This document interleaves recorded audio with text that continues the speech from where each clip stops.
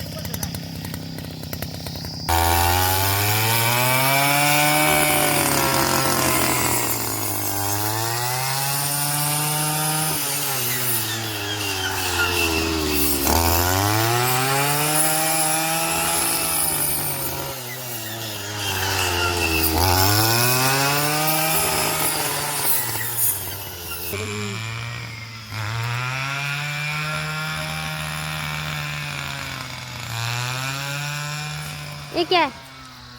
काकड़ी। काकड़ी, खीरा।